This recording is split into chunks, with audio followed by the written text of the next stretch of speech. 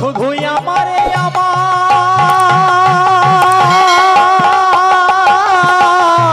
করে গেলে গৌর কেন চিনলে না গো আমারে আমার করে গেলে গৌর কেন চিনলে না গো ওই সংসারে আমার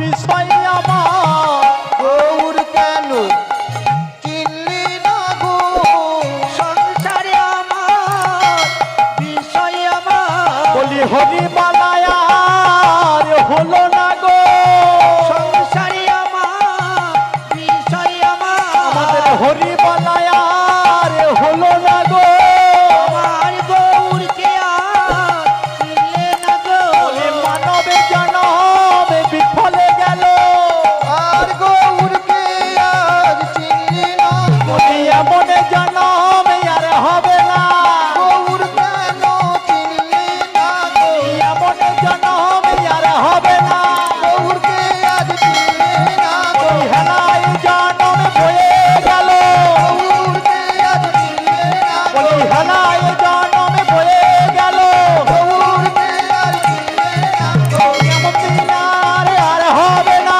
গৌরকে আজ চিনলে না গো ওই হেলায় জনম বয়ে গেল গৌরকে আজ চিনলে না একবার প্রেমানন্দ হরি বলো গৌরকে আজ চিনলে না গো গৌরকে আর চিনলে না গো গৌরকে আর চিনলে না গো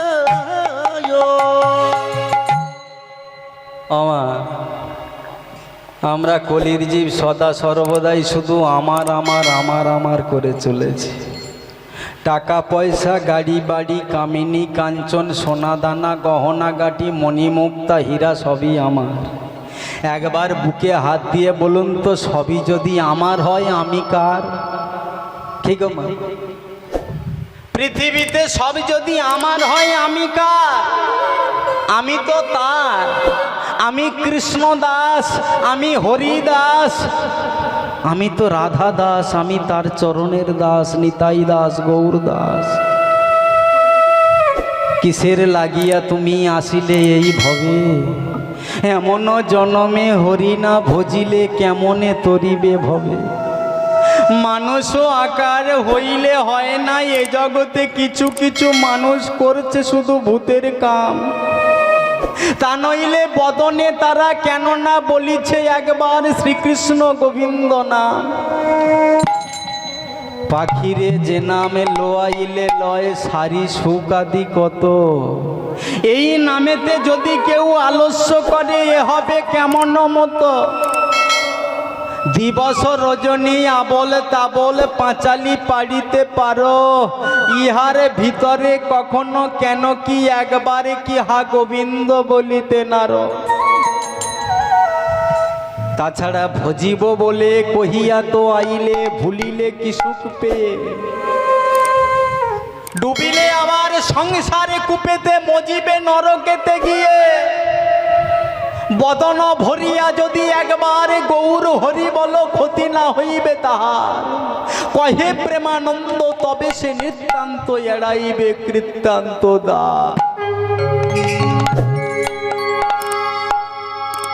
তাই আমাদের মতো কলিহত জীবকে উদ্ধার করবার জন্য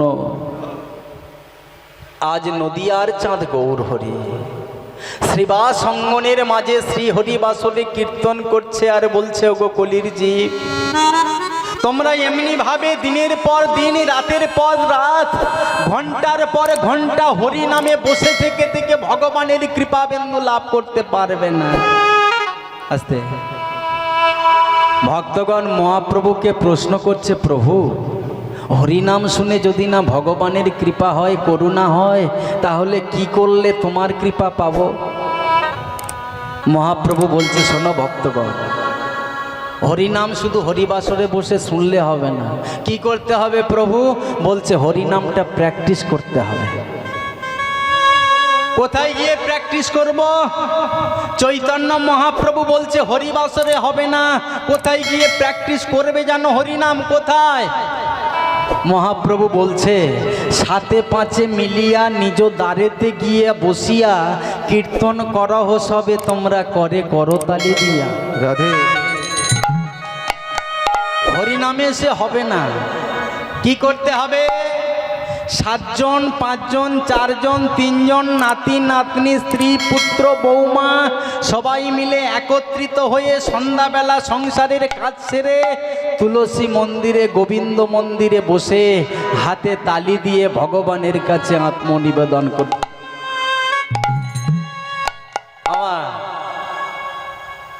সন্ধ্যাবেলা সময় থাকে?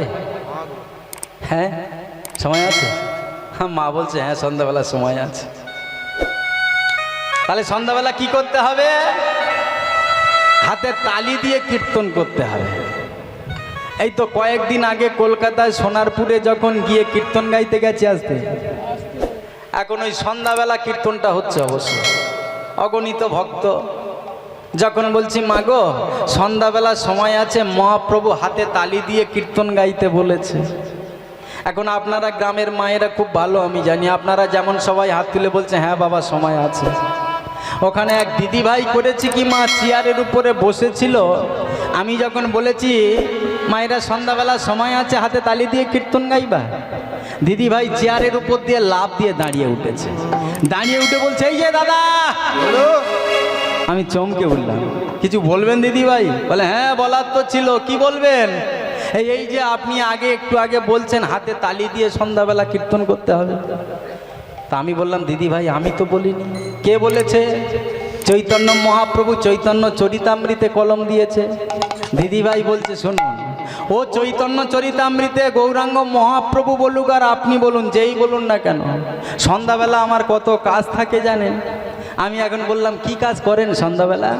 বলছে সন্ধ্যাবেলা আমি ওই ঠিক বিকাল 5টা থেকে বসি আর রাত 10:30 11টা পর্যন্ত বোকা বাক্সে টিভির দইরে বসে বসে হাতে একটা রিমোট নিয়ে আমার সিরিয়ালগুলো সাজানো থাকে দেখে যাই।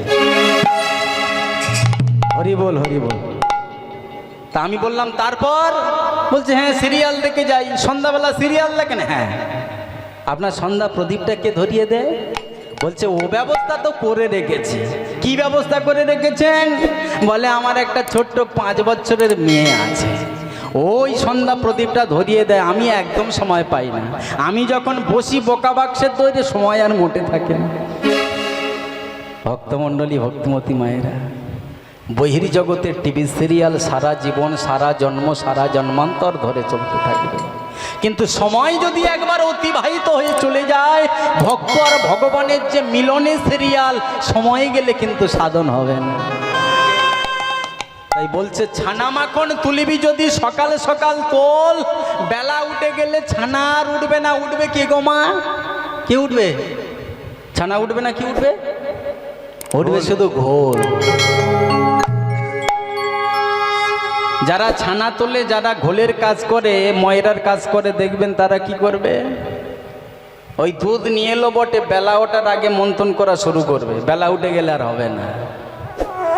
শিশুকালে ভজে কৃষ্ণ পাইবারে আসে, যৌবনে ভজিলে কৃষ্ণ কৃষ্ণ আসে কি না আসে, বৃদ্ধ সময়ে ভজিলে কৃষ্ণ জমের তরাসে। জমেরো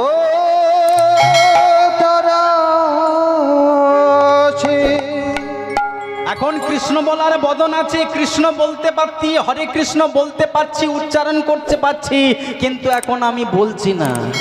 যখন এমন একটা সময় আসবে শরীরে বল থাকবে না, শক্তি থাকবে না, তখন শত বলার চেষ্টা করলে দাঁতও থাকবে না। হরে কৃষ্ণ বলতে গিয়ে তখন বেরিয়ে আসবে হবে কৃষ্ণ হবে কৃষ্ণ। কৃষ্ণ আর সময় থাকতে না সাধন ভজন করলে কৃষ্ণ আসবে না। তাই চলুন, নাইবা নিজ দ্বারেতে হলো, যেখানে হয় হরিনাম সংকীর্তন সেটাই হয় মধুরাদপি মধুর বৃন্দাবন। তা আমার নিতাই ভাই আজকের মধুর বৃন্দাবনের হাট বসিয়েছে, সেই হাটে আমরা সবাই মিলে বেচাকেনা করতে এসেছি। ভক্তমণ্ডলী মায়েরা সবাই একটু আমরা দুটি বাহু তুলে ভগবানের কাছে আত্মনিবেদন করব। সময় আছে তো? হাত আছে সবাই? প্রত্যেকে এখানে কেউ যেন না বাদ যায়, যে যেখানে আছেন যে অবস্থা আছেন সবাই হাত তুলবেন। প্রত্যেকের চরণ ধরে বলছে বাবাজি হাত তুলুন বাবা। হরি বল। হ্যাঁ, লজ্জা ঘৃণা ভয় তিন থাকতে না, হরি বল। প্রেম সে এবারে হাতটাকে মায়েরা অ্যাডজাস্ট করুন। বদন চুপচাপ কেন বদন? উলুধ্বনি সবাই মিলে দু হাত তুলে বলে রে কৃষ্ণ নাম, হরি বল। পূর্বের তোর সকল মনস্কার, উলুধ্বনি হরি বল।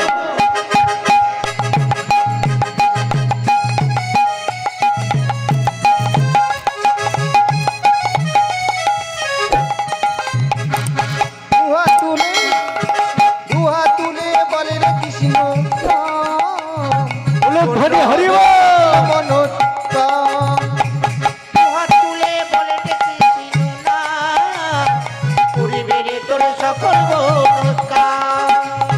প্রেমানন্দে বাহু তুলে নাচো রে মন কৃষ্ণ বলে।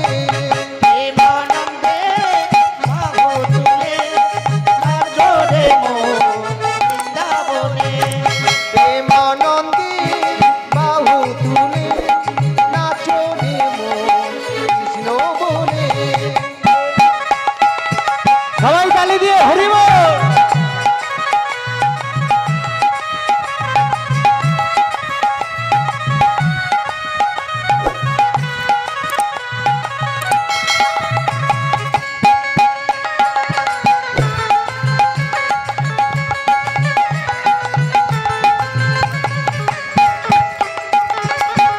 কপি তোরে কালো এই মহানামে সবাই তালি দিয়ে হরি বল। গানে গানে কত পাপে তাপে তোরে গেল এই মহানামে। এই মধুর নাম ছড়িয়ে দেব সকল গ্রামে। কত পাপি পাপি তোরে কালো এই মহানামে, এই মধুর নামে ছড়িয়ে দেব গ্রামে গ্রামে। আমি শহর গিয়ে গাইব হরি বল। পূর্ণ হবে সকল মনোকাম। আজি প্রেমানন্দে বাহু তুলে নাচো রে মন কৃষ্ণ বলে। প্রেমানন্দে বাহু তুলে নাচো রে মন কৃষ্ণ বলে। আজি প্রেমানন্দে বাহু তুলে নাচো রে মন কৃষ্ণ বলে। হরে কৃষ্ণ কৃষ্ণ কৃষ্ণ হরে হরে। হরে রাম রাম রাম হরে হরে।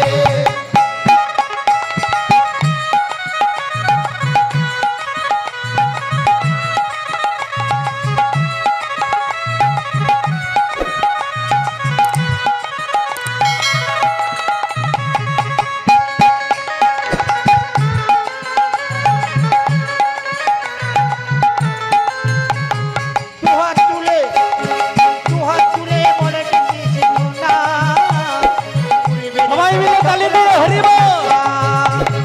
দুহা তুলে বলে রে কৃষ্ণ নাম, পূর্ণ হবে সকল মনোস্কার। প্রেমানন্দে বাহু তুলে নাচো রে মন বৃন্দাবনে। প্রেমানন্দে বাহু তুলে নাচো রে মন কৃষ্ণ বলে। দুহাত তুলে বলে হরি বল। পূর্বের তোর সকল মনস্কার। দুহা তুলে বলে রে কৃষ্ণ নাম, পূর্ণ হবে সকল মনোস্কার। আরে দুহাত তুলে বলে কৃষ্ণ নাম, পূর্বের তোর সকল মনস্কার। পূর্ণ হবে সকল মনস্কার। সকল মনস্কার পূর্ণ হবে সকল। নমস্কার। শ্রীধামে নদিয়া নবদ্বীপ ধাম কি, জয় শ্রীধামে নদিয়া নবদ্বীপ ধাম কি, জয় मायापुर धाम की, জয় हरि बासर की, प्रेम से निताई गौर कृष्ण प्रेमानंदे हरि बोल हरि बोल। হরি বল। আমার সবাই হাতে তালি দিয়েছেন তো? হ্যাঁ, কেউ বাদ যাননি? আমি দেখতে পাচ্ছি পিছনে কয়েকটা মা ঠাকুমারা বাদ গিয়েছে। হ্যাঁ আমি দেখতে পাচ্ছি তালি দেয়নি, উলুধ্বনি দেয়নি। আচ্ছা কোন মা উলুধ্বনি দাওনি আর একবার উলুধ্বনি দাও তো জোরসে। নিতাই গৌর কৃষ্ণ প্রেমানন্দে হরি বল। হ্যাঁ আমি জানি তো বাদ গিয়েছে। বোঝে না, সে বোঝে না। বাদ গিয়েছে। আমি বললাম আগের বারে দেয়নি আমার মায়েরা। হ্যাঁ দিয়েছে, বোঝে। আমার একটা কথা আছে না, বোঝে না সে বোঝে না। আমি এই মাত্র বললাম মায়েরা, কোন কোন মায়েরা উলুধ্বনি দাওনি আর একবার জোরসে উলুধ্বনি দাও। তাহলে আপনারাও আগের বারে দেননি তাই তো? ও আচ্ছা ঠিক আছে ঠিক আছে, হরি বল। যাই হোক, উলুধ্বনি দিতে হবে, হাতে তালি দিতে হবে। উলুধ্বনি দিলে কি হয় মা? উ শব্দের অর্থ হলো রাধা, লু শব্দের অর্থ হলো কৃষ্ণ। যে মা জননী যত উলুধ্বনি দেবে হরিবাসরে, সেই মায়ের বদন থেকে রাধা গোবিন্দের নাম উচ্চারণ। তা যাই হোক, আজকের একটু ছোট্ট করে আমরা লীলার বিষয়বস্তু আস্বাদন করব, সময় বড় সংক্ষেপ। তা লীলাটা কি একটু বলে যায়। ভক্তি যার কৃষ্ণ তার, ভক্তি যার মধ্যে নাই ভগবানও তার মধ্যে নাই। ভগবান এই জগতে সকল ভার সইতে পারে মা, কিন্তু ভগবান এই জগতে দুটো ভার সইতে পারে নাকি? একটা হলো অহংকারী ভক্তের অহংকার, আর অপরটা হলো কাঙাল ভক্তের চোখের জল। এই জগতে কেউ যদি অহংকার করে ভগবানের সম্মুখে দাঁড়ায়, ভগবান তার অহংকার চূর্ণ করে দেয় বলে ভগবানের এক নাম হলো দর্পহারী মধুসূদন। আর একটা ভার কি না, ভগবান কোনো কাঙাল ভক্তের চোখের জল সইতে পারে না। এ জগতে যদি কোনো ভক্ত দুটো ফোঁটা নয়নের জল দিয়ে গোবিন্দ চরণে যদি অর্পণ করতে পারে, ভগবান সেই ভক্তের দাসের দাস হয়ে যায়। তিনি নিজের মুখে গীতায় বলেছেন, অনন্যাস চিন্তায়ন্ত মাং যে জনাং পর্যুপাস্যতে তিস্সাং নিত্যাভিযুক্তাং যোগক্ষেমাং বাহাম্মহ। যে ভক্ত অন্যান্য চিন্তা পরিত্যাগ করে আমার চরণে আমার চিন্তা করে, আমি নিজে মুটে হয়ে সেই ভক্তের বোঝা মাথায় করে বহন করে বেড়াই। কিন্তু আমরা কলির জিম্মা, ভগবানের চিন্তা বাদ দিয়ে সংসারের চিন্তা করি, সংসারের বোঝা মাথায় করে নিয়ে বেড়াই বলে সংসার তাই ভালোবাসে। বাবা বলে ডাকে, মা বলে ডাকে, জ্যাঠা কাকিমা বলে ডাকে। ভগবানের চিন্তা করি না, ভগবানও আমাদের কথা ভাবে না। তাই যেখানে যাই না কেন, ভক্তি যার কৃষ্ণ তার। আজকে একটু ছোট্ট করে আমরা ভক্তির বিষয়বস্তু আস্বাদন করব। আমার ভক্তি জগতে কয় প্রকার? আস্তে এদিকে দেখান, ভক্তি কয় প্রকার? আস্তে। শাস্ত্র যে ভক্তির কথা বললেন, শাস্ত্রে ভক্তির কথা আলোচ্য বিষয়বস্তু হলো 64 প্রকারের ভক্তি আছে। আর এই 64 প্রকারের ভক্তির মধ্যে 9টা ভক্তিকে শ্রেষ্ঠ করা হলো। কি কি? শ্রবণং, কীর্তনং, বিষ্ণু শরণং, পাদ সেবন, অর্চন, বন্দন, দাস্য, সখ্য, আত্মনিবেদন। আস্তে। এই নববিধা ভক্তির মধ্যে প্রথম ভক্তি কোনটা? এদিকে দেখান। নববিধা ভক্তির মধ্যে সর্বপ্রথম ভক্তি হলো শ্রবণং। মানে এই যে আপনারা হরিবাসরে বসে বসে মধ্যাহ্নকালীন কীর্তন কথা, হরিকথা আস্বাদন করছেন, ভগবানকে প্রথম পাবেন আপনারা। নববিধা ভক্তির প্রথম অঙ্গ বলছে শ্রবণ। তারপরে কি? কীর্তনং, আমাদের মতো কীর্তনিয়ারা। শ্রবণং কীর্তনং, বিষ্ণু শরণং, পাদ সেবন, অর্চন, বন্দন, দাস্য, সখ্য, আত্মনিবেদন। আস্তে আস্তে। তো ভক্তমণ্ডলী, ভক্তিমতী মায়েরা, কীর্তন শ্রবণ করে ভগবানকে লাভ করেছিল কে গো মা? কে বলতে পারে? কে লাভ করেছিল মা? ও আমার মা বলছে কীর্তন শ্রবণ করে লাভ করেছিলেন পরীক্ষিত মহারাজ।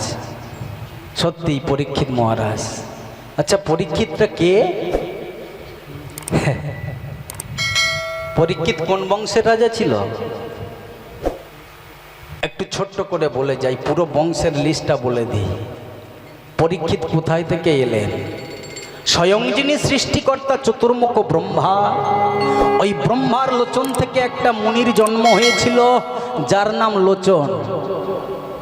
ব্রহ্মার লোচন থেকে একটা মুনির জন্ম হয়েছিল কি, যার নাম অত্রিমণি।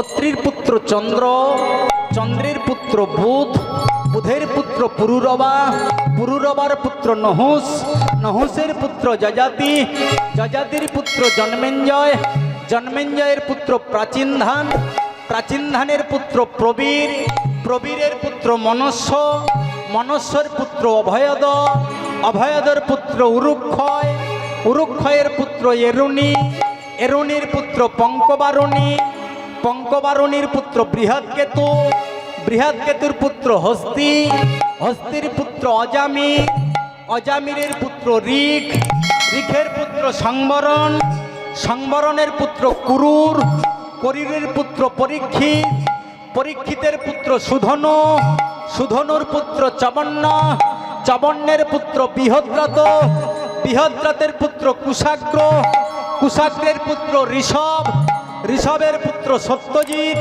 সত্যজিতের পুত্র পুষ্পবান, পুষ্পবানের পুত্র নহুষ, নহুষের পুত্র সহদেব, সহদেবের পুত্র সমাপি, সমাপির পুত্র সুতশ্রবা, সুতশ্রবার পুত্র সুরত, সুরতের পুত্র বিদুরথ, বিদুরথের পুত্র সার্বভৌম, সার্বভৌমের পুত্র জয়সেন, জয়সেনের পুত্র রথানিক, রথানিকের পুত্র জুতায়ু, জুতায়ুর পুত্র দেবাতিথি, দেবাতিথির পুত্র ঋক, ঋকের পুত্র দিলীপ, দিলীপের পুত্র প্রদীপ, প্রদীপের পুত্র শান্তনু, শান্তনুর পুত্র বিচিত্রবীর্য, বিচিত্রবীর্যের পুত্র পাণ্ডু, পাণ্ডুর পুত্র অর্জুন, অর্জুনের পুত্র অভিমন্যু, আর অভিমন্যুর পুত্র কে গোমা? কে? এ অভিমন্যু মহারাজের পুত্র কে? কে? প্রসেনজিৎ না কে? পরীক্ষিত। পরীক্ষিত। আমার এই মহারাজ পরীক্ষিত কীর্তন শ্রবণ করে আপনাদের মতো বসে বসে কীর্তন শ্রবণ করে ভগবানকে কৃপা পেয়ে গেলেন। তা এখন কথা হলো, কীর্তনটা পরিবেশন করেছিলেন কি আমার মতো একটা আপাদ মূর্খ? কীর্তনটা পরিবেশন করেছিলেন কে? যে ভদ্রলোক মায়ের গর্ভে 1 মাস 2 মাস 1 বছর 2 বছর নয় 16 বছর মাতৃগর্ভে বসে বসে সাধনা করলো, সেই ভদ্রলোকের বদনে হরিকথা কৃষ্ণ কথা শ্রবণ করে পরীক্ষিত মহারাজ ভগবানের কৃপা পেয়ে গেল। তা তিনি কে? শুনুন, যিনি মহামুনি ব্যাসদেব, ব্যাসদেবের বাবার নাম কি? পরাশর ঋষি। মায়ের নাম কি? মৎস্যগন্ধা। যখন পরাশর ঋষি ওই যে নৌকাটা পার হতে গেল, গিয়ে মৎস্যগন্ধার সঙ্গে মিলন করলো, সেদিন থেকে নাম হলো সত্যবতী। আর ওদের ঔরসে যে সন্তানটা জন্ম নিল নাম কি? মহামুনি ব্যাসদেব। ব্যাসদেবের একটা স্ত্রী ছিল, তার নাম বিটিকা। আর ওই বিটিকা মায়ের গর্ভে যে সন্তানটা 16 বছর ছিল তার নাম হলো স্বয়ং শুকদেব গোস্বামী পাদ। 16 বছর পর ওই শুকদেব গোস্বামী পাদ মায়ের গর্ভ থেকে বড় বড় চুল দাড়ি অবস্থায় ভূমিষ্ঠ হয়ে ছুটতে ছুটতে চলে গেল জনক ঋষি, মিথিলার রাজা সীতার বাবা। জনকের চরণে গিয়ে আছাড়কে পড়ে তাকে গুরুরূপে বরণ করলো। আর সেই সুখদেব মহামুনি সুখদেবের বদনে কৃষ্ণ কথা শুনে পরীক্ষিত মহারাজ ভগবানের কৃপা পেলেন। তাহলে ভক্তি যার, কৃষ্ণ তার। তাহলে ভক্তি আমরা কোথায় গেলে পাবো মা? আস্তে, ভক্তি কোথায় গেলে পাবো? আমার বৌদি ভাই মনে মনে ভাবছে আমার দিদি সরকার লক্ষ্মীর ভান্ডারে টাকা দিচ্ছে, ব্যাংক থেকে তুলবো আর ক্যানিং বাজার থেকে ব্যাগ ভর্তি করে ভক্তি কিনে নিয়ে চলে আসবো। হবে? হবে না মা। ভক্তি কোনো হাটে বাজারে কোথাও পাওয়া যায় না। ভক্তি কোথায় পাওয়া যায়? টাকা পয়সা, গাড়ি বাড়ি, কামিনী কাঞ্চন, অর্থ, সোনা দানা, গহনাগাটি, হিরে মানিক মুক্ত কিছু থাকলে ভক্তি মেলে না। ভক্তি কিসে মেলে? শাস্ত্র বলছে ভক্তি কোথায় গেলে পাওয়া যায় জানো? কোথায়? মহাজন বলছে সাধু সঙ্গ, সাধু সঙ্গ, সাধু সঙ্গ সকলে শাস্ত্র কয়, সকল শাস্ত্রে কয়। সাধু সঙ্গ বৈষ্ণবে সঙ্গ লওয়া মাত্র জীবের কৃষ্ণ ভক্তি প্রেমের উদয় হয়। হরি হরি হরি হরি বল। হরে হরে সাধু সঙ্গ মাত্র জীবের কৃষ্ণ ভক্তির উদয় হয়। আমার ভক্তি কোথায় গেলে পাওয়া যাবে? আস্তে এদিকে। ভক্তি কোথায় গেলে পাওয়া যায়? সাধু সঙ্গ, সাধু সঙ্গ সকল শাস্ত্র কয়, সাধু সঙ্গ বৈষ্ণব সঙ্গ লোয়া মাত্র জীবের কৃষ্ণ ভক্তি প্রেমের উদয় হয়। আস্তে। আমার তাহলে কে সাধু কে বৈষ্ণব চিনব কি করে? যার কাছে গেলে কৃষ্ণ ভক্তি প্রেমের উদয় হবে তাকে চিনব কি করে? কে বৈষ্ণব কে সাধু? বাজারে হাটে বাজারে প্রচুর সাধুগুরু বৈষ্ণব ঘুরছে, তা চিনবেন কি করে? মহাজন বলছে চিনবার উপায় করে দিচ্ছি। কি করে? না, লোচন দাস ঠাকুর কলম দিলেন কোথায়? তত্ত্বরসামৃত জ্ঞান মঞ্জুরিতে। কি বললেন? তিনি বললেন তিলকং তুলসী মাল্যং শিখা কৌপিনী বহির্বাসাং হরের নামৈব সদাই মুখে বৈষ্ণবের পঞ্চলক্ষণ। এদিকে দেখেন মা, অর্থাৎ বলছে তিলক, তুলসীর মালা আর শিখা মানে মাথা। এটা কি বলুন তো মা? এটা কি বলে চেনেন? শিখা, চৈতন্য। তা ভক্তমণ্ডলী মায়েরা, আমাদের শাশ্বত হিন্দু সনাতন ধর্মে সব চুলগুলো সমান করে কাটিং করে কেটে মাথার মাঝখানে ওই এক হাত শিখা বলুন, চৈতন্য বলুন, টিকি বলুন রাখবো কেন? কারণটা কি?